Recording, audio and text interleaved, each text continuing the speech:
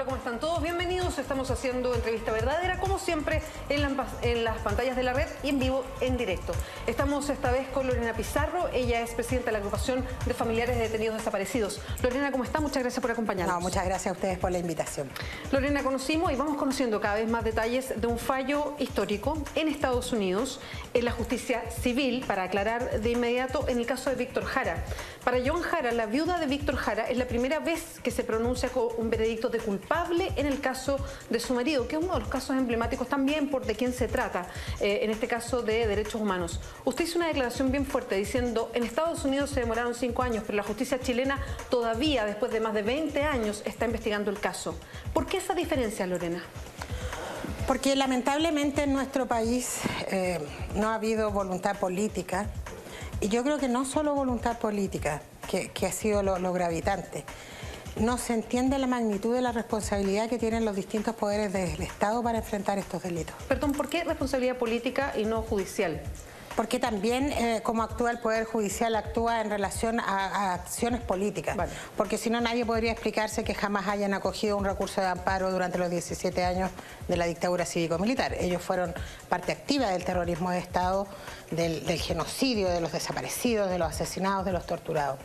Y esa misma conducta se ha replicado también en el Poder Judicial, pero yo quiero decir que la responsabilidad respecto a la tardanza en la investigación del caso de Víctor Jara, que es un caso icónico particularmente, yo no me atrevo a llamarlo emblemático, porque emblemático se usó esa tesis en los inicios de la transición, donde el primer gobierno de la transición, así como habló de la justicia en la medida de lo posible, dijo algunos casos, vamos a investigarlos, los llamados emblemáticos, y el resto nada. Y eso se hizo.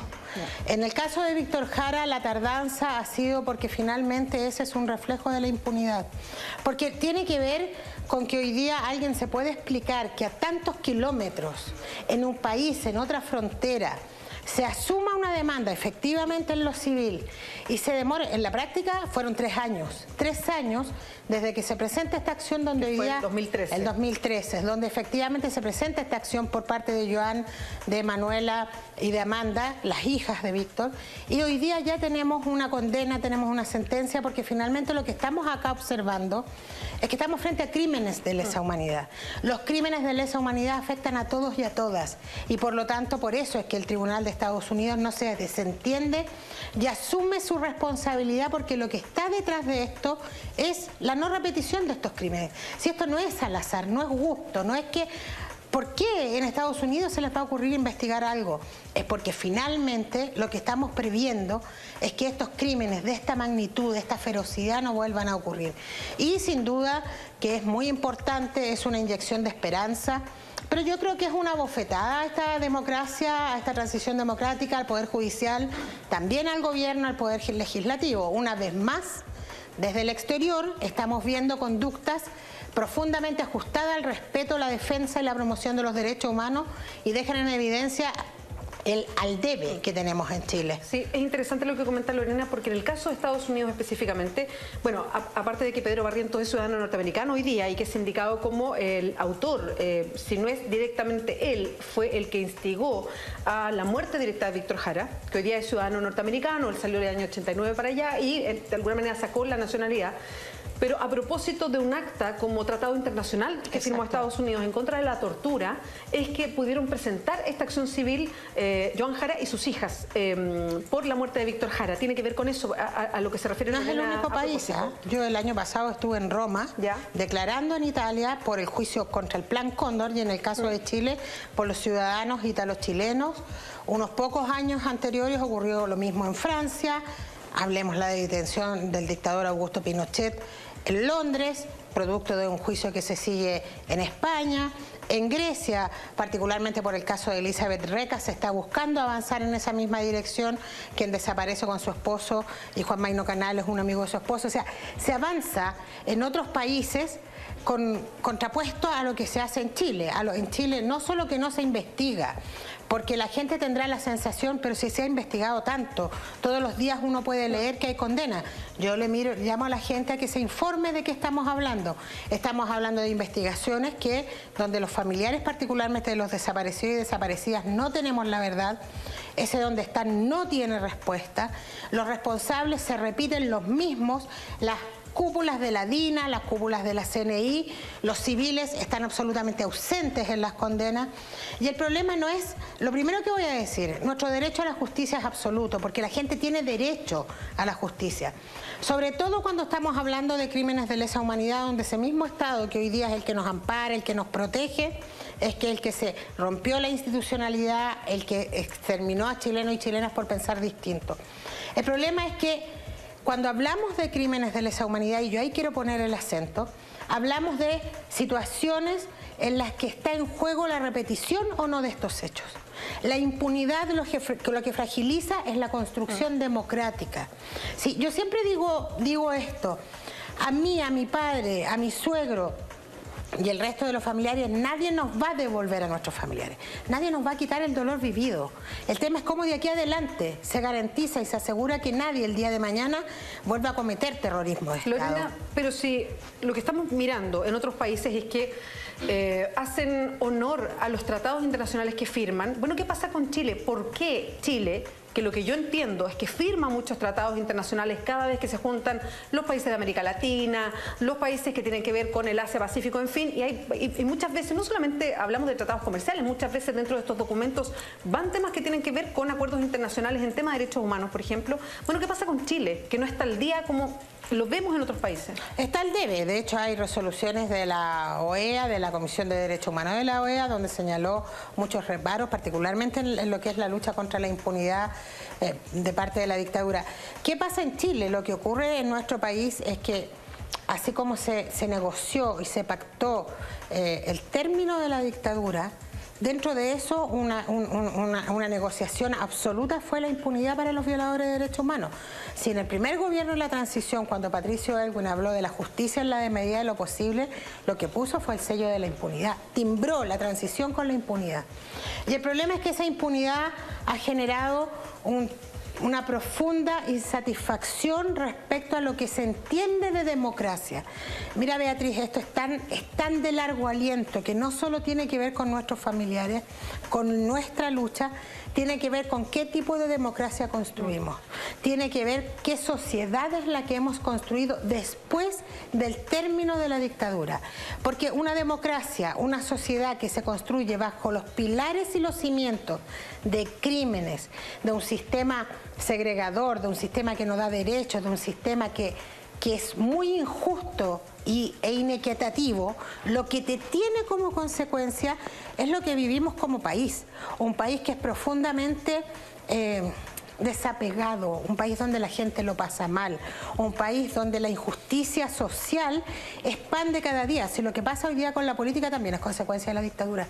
Lo que pasa hoy día con la dictadura, con la política y todo esto que la gente siente que nadie la representa, tiene que ver con que vivimos bajo un sistema y bajo una institucionalidad que, entre otras cosas, quiso tapar lo que fue la tortura, la muerte, el terrorismo de Estado bajo una supuesta democracia donde todos terminamos siendo responsables y donde no se indicó quiénes fueron capaces de cometer atrocidades como las que se cometieron. Y no es tema del pasado, porque eso es lo que se da a entender. No es un tema del pasado, es cómo construimos para adelante. Lorena, siguiendo esa misma línea y tratando de tomar varias de las cosas que usted ha dicho para ir desglosándola, tiene razón, uno le dice emblemático a ciertos casos de derechos humanos y es súper injusto, porque no se puede hablar de emblemático solamente porque estamos hablando de un personaje que era conocido o porque en algún momento de la democracia o de la recuperación de la democracia se estableció que ciertos eran los casos emblemáticos efectivamente y otros nunca supimos. Yo entiendo perfectamente eso. En ese sentido, ¿cuánto se ha avanzado en la fórmula que se creó de tener a ciertos magistrados que se dediquen a temas de derechos humanos? ¿Cuánto falta por conocer? ¿Cuántos casos? Yo no sé si se puede hablar en porcentaje, pero ¿cuántos procesos hoy día están abiertos y con próximos a dictar sentencia, donde hay inculpados y cuántos no? Mira, yo creo que lo que vamos a hacer es desnudar la realidad con esta pregunta. Lo que ocurre es que el tema no es cuántos jueces de dedicación exclusiva hoy día avanzan con las causas. tiene que ver con qué disposición tienen esos jueces. Hay algunos que les hacemos un profundo reconocimiento a la labor que desarrollaron. ¿Quiénes, por ejemplo? Yo creo que sin duda el ministro Alejandro Solís jugó un rol fundamental. A mí me parece que si hay un ministro que fue heroico en lo que fue los años de dictadura, fue el ministro Carlos Cerda, que tanto le costó llegar a la Corte Suprema. Sí. Yo creo que el ministro Muñoz, el ministro Juica jugaron un rol fundamental en esto. Pero hay otros que no lo han hecho. Hoy día hay jueces que están investigando y que nosotros esperamos que lo hagan con la dedicación y la responsabilidad. No es que son jueces distintos. Estos hicieron la pega, los otros no la han hecho. Los otros estuvieron de acuerdo con asegurar la impunidad. Pero aquí nos enfrentamos a otro tema también. Ok, tenemos jueces que investigan. ¿De dónde sacan la información? De los responsables de los crímenes. Los responsables de los crímenes están amparados en lo que muchos llaman un pacto de silencio.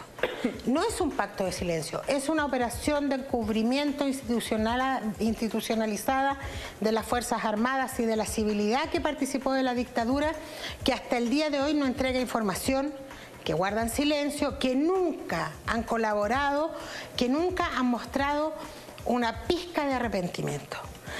Hoy día, es más, estamos enfrentando una ofensiva de dejar en libertad a estos pobres ancianos que están cumpliendo condena en Punta Peuco. Resulta que esos pobres ancianos jamás han colaborado con la justicia, jamás han dicho nada. Si tú me preguntas cómo avanzan los juicios se están cerrando, pero ¿cuántos de esos sabemos la verdad?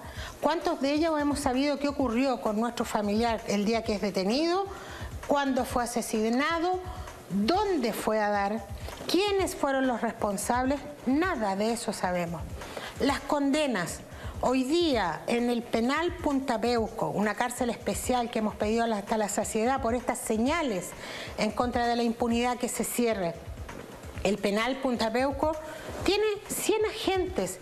100 agentes hicieron 17 años de dictadura cívico-militar con terrorismo de Estado a lo ancho y largo de nuestro país. Eso es el reflejo de la impunidad. Entonces, no es solo el Poder Judicial cuanto investiga, tiene que ver cómo se generan acciones y señales políticas potentes que vayan quebrando ese pacto de silencio, ese amparo que tienen las Fuerzas Armadas. Y voy a dar un ejemplo. Eso mismo te iba a preguntar. Mira, ¿cuál puede ser esa señal política? Cheire llegó a ser comandante en jefe del ejército de esta transición. Me van a decir que hoy día recién sabemos que hay testigos que dicen que Cheire fue parte de la caravana de la muerte. Siempre se supo. Sin embargo, no importó. ¿No habría sido una señal política haber dado de baja a Juan Emilio Cheire y a todos los involucrados de los distintos episodios represivos que tuvo la dictadura? De hecho, se establecía que ningún comandante jefe del ejército iba a tener nunca nada que ver con algún caso de derechos humanos. Claro, pero no fue así. Juan Emilio Cheire fue la máxima autoridad del ejército de Chile. Un violador de derechos humanos, un responsable de asesinatos y de tortura, un torturador, un asesino, fue comandante en jefe de las Fuerzas Armadas. ¿Qué señal es esa? Esa es una señal que se da a las Fuerzas Armadas de decir, están actuando bien. Señales potentes. ¿Alguien me puede negar que hoy día en la escuela militar está la foto del dictador Augusto Pinochet y seguramente alguna de Manuel Contreras? ¿No es una señal potente que se saquen esas fotos? Lorena, vamos a seguir conversando de este mismo tema para saber qué otras señales políticas se esperan desde la agrupación de familiares de detenidos desaparecidos. Le vamos a preguntar a Lorena Pizarro también qué pasa con el mundo civil al que ella apunta, porque lo que vemos es que en Punta Peuco hay mundo militar, gente que perteneció a las Fuerzas Armadas, a Carabineros, pero ¿qué pasa con los civiles responsables? ¿Hay alguno de ellos que esté cumpliendo algún tipo de condena, que esté desfilando por tribunales? Se lo vamos a preguntar. Antes de irnos a la pausa, quiero mostrarles la encuesta, porque lo vamos a tratar más en profundidad con Lorena también. Tiene que ver con... Síguese la entrevista verdadera. Queremos recordar la encuesta, se la podemos poner. Señorita directora, ahí está. @entrevista a la red. ¿Están de acuerdo con los beneficios carcelarios para los culpables de crímenes de lesa humanidad? Sí, no son las alternativas, llevan 161 votos. sí, un 11% no, un 89%. Lo vamos a estar conversando con Lorena Pizarro, ella es presidenta de la agrupación de familiares de detenidos desaparecidos, que está conversando con nosotros. Lorena, antes de entrar a ese tema con más profundidad, quería ir cerrando lo otro que estábamos conversando. ¿Qué otros pasos políticos, qué otras decisiones que pueden venir directamente del Ejecutivo se pueden dar para que haya colaboración con información en todos los casos que se investigan por crímenes de derechos humanos? Mira, nosotros tenemos hace un rato 5 demandas que son centrales en este momento para avanzar en estas señales políticas. La primera inmediata es el cierre del penal Punta Peuco, no porque tenga sobrecupo como se dice, porque simboliza la impunidad. Se construyó para asegurar impunidad a los que no pudieron evadir la justicia. El otro punto tiene que terminar con los 50 años de secreto que nacen producto de la Comisión de Prisión Política y Tortura, que esconde por 50 años el nombre de los torturadores. El otro tiene que ver con avanzar en iniciativas legislativas al Parlamento que se pongan en discusión inmediata, como son reformas constitucionales referidas a la imprescriptibilidad de los crímenes de lesa humanidad, también la nulidad del decreto ley de amnistía. En relación a las Fuerzas Armadas, democratizar el ingreso a las escuelas matrices de las Fuerzas Armadas. Todos sabemos que se repiten los torturadores hoy día en el alto mando de las Fuerzas Armadas. Educar en derechos humanos de verdad, a todo nivel educacional. Las familias. Se repiten esas lógicas que son peligrosas, Lo otro tiene que ver con que avancemos en un proyecto de ley que degrade a estos criminales, que no se les permita rendir homenajes y que se establezca una doctrina formadora de las Fuerzas Armadas que no tenga ningún vínculo con aquella que permitió el golpe de Estado cívico-militar en Chile y en toda América Latina, la Escuela de las Américas y la formación bajo la doctrina de la seguridad nacional, donde se formó a las Fuerzas Armadas no como aquellos que defienden las fronteras o el territorio o que juegan un rol en ocasiones de catástrofe, de defensa de la gente, sino que se las formó como verdaderas máquinas de matar. Son tareas inmediatas que nosotros proponemos a la presidenta y hoy día hemos agregado, producto de estas libertades y beneficios a violadores de derechos humanos, un quinto proyecto que impida que ellos tengan beneficios carcelarios basados en lo que ha sido su conducta en relación al cero arrepentimiento, a la cero colaboración, a no entender la magnitud del delito que cometieron y por lo tanto son un peligro para la sociedad, que a ellos no se les pueda otorgar este beneficio con la liviandad que hoy día se hace. Antes de entrar a eso, Lorena, usted tocaba un aspecto que es bien interesante, que tiene que ver, y como hoy día se menciona a la dictadura, antes era dictadura militar, hoy día se reconoce desde hace unos años ya como dictadura cívico-militar, porque efectivamente fue así. ¿Qué pasa con los civiles y la responsabilidad de civiles? ¿Cuántos de ellos están presos? ¿Cuántos están procesados o inculpados por algún delito? ¿Cuántos están cumpliendo responsabilidad por lo que tuvieron que ver con los crímenes de derechos humanos? Condenados cumpliendo condena. Miguel Estayreino, el Fanta, un delator comunista que está preso por el caso de Gollados y participó de varios otros crímenes, y que este criminal que degolló a un hombre, a una persona, solicitó libertad, y quiero decir que la Corte de Apelaciones acogió esa solicitud y hoy día está en vista posible en la Corte Suprema en estos días. Es el único que está cumpliendo condena civil. Tenemos la inmensa mayoría de los civiles, todos, sin siquiera estar procesados. El otro día estábamos felices, no sé si es feliz la palabra, a lo menos diciendo ya es algo, porque se había procesado a uno de los médicos torturadores. Tenemos el caso de Rosauro Martínez, un ex agente de la dictadura que llegó a ser diputado de la República. Pero los subsecretarios, los ministros, Jarpa, que dijo saqué 14.000 hombres militares a la calle para controlar la protesta social y murieron 400 personas, nunca ellos han sido procesados. Cuadra, Jovino Novoa fue presidente del Senado, aquellos que fueron, no es que ellos fueron ministros y subsecretarios de un gobierno democrático, de una dictadura cívico-militar terrorista y genocídica, que ser ministro o subsecretario del dictador Augusto Pinochet no tenías que ser precisamente un demócrata, sino que todo lo contrario. Todos ellos, hasta el día de hoy, están impunes, porque la impunidad es lo que ha primado, porque a alguien le cabe alguna duda de que los militares actuaban, las Fuerzas Armadas, sin el mandato y la concomitancia de la ultraderecha, que fue parte activa del terrorismo de Estado y los 17 años de dictadura cívico-militar, todos ellos fueron una máquina ideológica y política criminal que provocó tanto dolor en este país. ¿Y por qué nunca se les ha investigado? Porque yo creo que ya específica, o la justicia hace una parte de inmediato. No, porque yo creo que el Poder Judicial, salvo esas honrosas excepciones, sigue siendo cómplice del genocidio.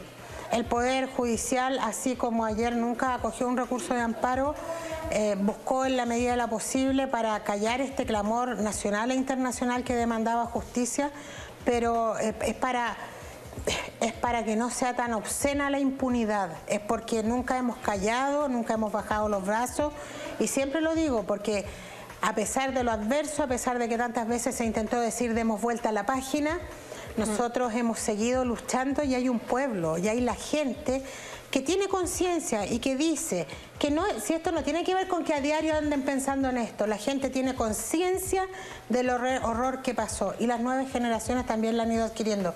Y yo lo digo por lo que le pasa a uno cuando va por la calle, y yo lo digo porque todos los días en la sede de la agrupación van estudiantes que, fíjate que antes eran solo universitarios.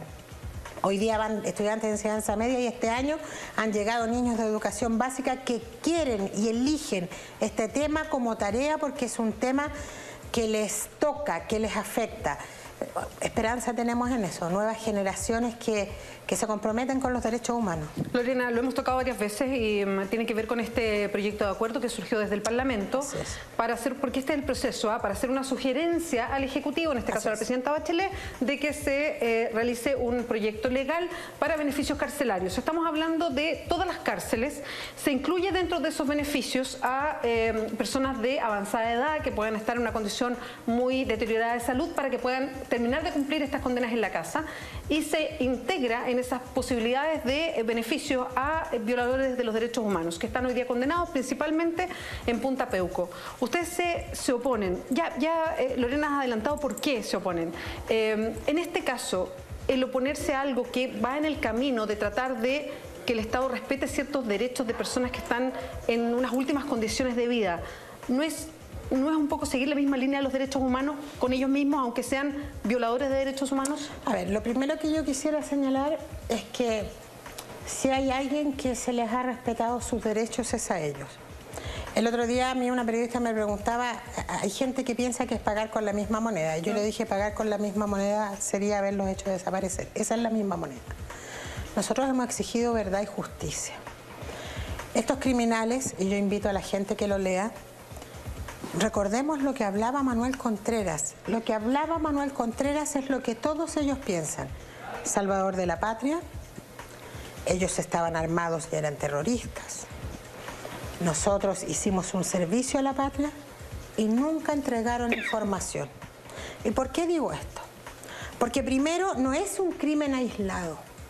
Tiene que ver con toda un andamiaje criminal que se creó, que lo que tiene y por eso hoy día Estados Unidos y otros países investigan, y aunque tengan 100 años lo van a seguir haciendo, porque tiene que ver con el compromiso que tiene para la sociedad en su conjunto. Estos sujetos jamás han mostrado ninguna conducta que sí, por ejemplo, el Tribunal Penal Internacional, la Corte de Roma, tratado suscrito por Chile, se abre. Nosotros no estamos muy de acuerdo porque hay otras tesis, particularmente con lo que fueron los crímenes del nazismo, donde estos sujetos murieron en la cárcel, respetándose todos sus derechos, pero entendiendo que la señal que se da es que esto no puede volver a ocurrir. Acá no hay diferencia entre estos criminales de Punta Peuco y un agente de la SS nazi. No hay ni una diferencia. Si la gente viera las atrocidades que cometieron y cómo hoy día de aquellos se sienten salvadores y héroes, son un verdadero peligro para la sociedad. No porque van a salir y van a pillar al vecino y lo van a torturar, porque van a salir y van a seguir enquistando al interior de las Fuerzas Armadas esa tesis de estos supuestos héroes, salvadores de la patria, y el día de mañana las Fuerzas Armadas nuevamente van a volverse en contra de la gente. Tiene que ver no con ellos, si ellos ya tienen los años que tienen. Voy a agregar algo más, que todo el mundo no lo considera. Así como ellos envejecieron y la inmensa mayoría está en la impunidad, nosotras también envejecimos. Ya hay mujeres en la agrupación, esas que ven luchar, que el otro día nos encadenamos y que se encadenaron también en el año 79 y que hoy día tienen 70, 80, 90. Carmen Vivanco, que ahora cumple 100 años y tiene 5 familiares desaparecidos sin que ninguna de ellas sepa qué pasó con su familiar, sin que ninguna de ellas sepa que esa foto que lleva en el pecho todavía no tiene respuesta de dónde están, porque estos pobres viejitos jamás han colaborado. Esto no es pagar con la misma moneda, esto es asegurar el nunca más, esto es humanicemos Chile para que nunca más hayan mujeres en este país que tengan que salir con una foto a decir dónde están. Humanicemos y respetemos los derechos humanos para que nadie se sienta con el peligro de ser asesinado, torturado, que no puede dormir tranquilo en la noche porque un auto le va a echar la puerta abajo y va a llevarse a su familiar. Lorena Pizarro, muchas gracias por acompañarnos esta noche. Muchas gracias a ti, Beatriz. Vamos nosotros a un resumen de noticias.